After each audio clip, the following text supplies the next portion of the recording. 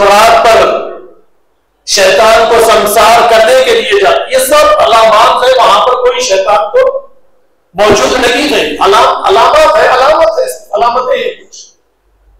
आप शैतान को संसार करने के लिए जाते थे, कुछ कमकरे अपने हाथ में लेकर शैतान को मारकर इस बात का इजहार करते हैं कि सारी जिंदगी में इसी तरीके से तेरे खिलाफ जिहाद करूंगा, तुझसे जंग करता रहूंगा, तू जहां कहीं पर भी जिस मौके पर जिस मकाम पर मुझे भटकाने के लिए बहकाने के लिए आएगा, ऐ शैतान मैं तुझे संसार करता चला जाऊंगा।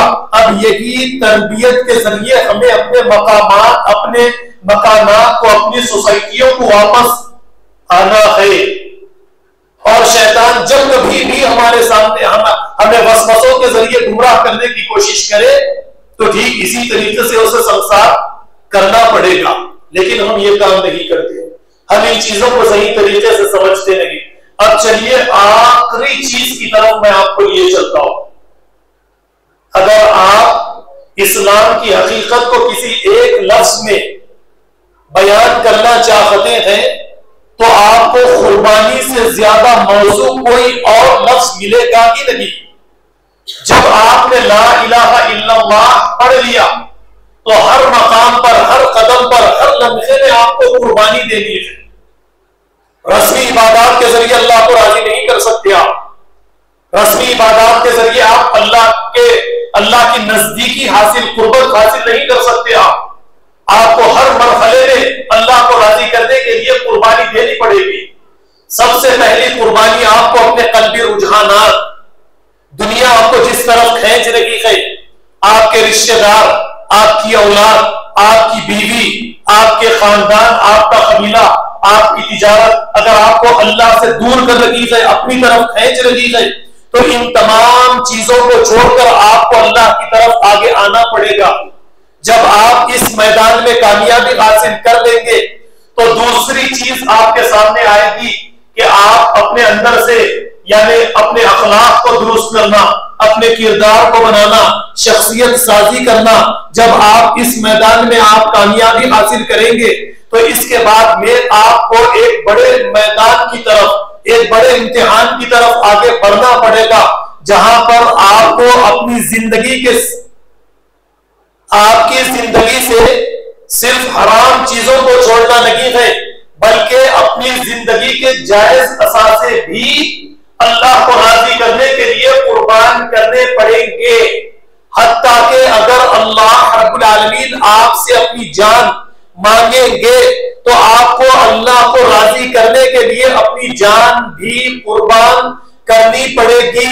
ये वो अहद है जो आपने अलस्तु बिरब्बिकुम कहकर अल्लाह के सामने किया था। जब आप दुनिया में नहीं आए थे, हजरत आदम से आप तमाम को निकाला गया था आलम अरवाह में, और आपसे ये अहद लिया गया था। आपसे पूछा गया था अलस्तु बिरब्बिकुम, क्या मैं तुम्हारा परवरदिगार नहीं हूं? आपने कहा था कालू बला, ऐ अल्लाह यकीनन आप ही हमारे परवरदिगार है। तो जान की कुर्बानी आपको देनी पड़ेगी। जब तक आप जान की कुर्बानी नहीं देंगे अल्लाह आपसे और मुझसे राजी नहीं होंगे। तो ये जान की कुर्बानी के लिए एक तमसीली तौर पर हर साल आपके ऊपर जानवर की कुर्बानी रखी गई है। आप जरा गौर कीजिए, वलीकुल्ली जानना बन सका, हर उम्मत के लिए हमने कुर्बानी रखी थी। दियतकुरस्मुल्लाहि अलैहा सवाफ़ा, अल्लाह ताला जो सूरह हज के अंदर फरमाते हैं कि जब तो यानी जानवरों की तुम कुर्बानी दो, और अल्लाह ताला जो फरमाते हैं कि हमने मुसक्कर कर दिया है, तुम्हारे ताबे कर दिया है इन जानवरों को। तो देख ऐ मुसलमान, तू भी इसी तरीके से अल्लाह के ताबे, अल्लाह के मुसक्कर हो जा। और अल्लाह जब तुझसे तेरी कुर्बानी मांगे तो जरा गौर कर कि जानवर सजदे की हालत में चला जाता है, अपनी गर्दन को खोल देता है, और तू बड़ी आसानी के साथ छुरी रखकर बिस्मिल्लाह अल्लाहु अकबर कहकर इसकी गर्दन से इसको जुबाह कर देता है। ठीक इसी तरीके की कुर्बानी तू अल्लाह के लश्कर में दाखिल हो चुका है। जब अल्लाह तुझसे इस तरह की कुर्बानी मांगे तो तू भी इसी तरीके की कुर्बानी अल्लाह की राह में दे दे। असल में हज का फलसफा, हज का मकसद, कुर्बानी का मकसद यही है। जब कुर्बानी देने के लिए आप किसी जानवर पर छुरी उसकी गर्दन पर रखे तो पहले ये समझ ले, ये एहसास अपने अंदर पैदा कर ले कि ये किसी जानवर की कुर्बानी नहीं बल्कि ये मेरी अपनी कुर्बानी में दे रखा हूं।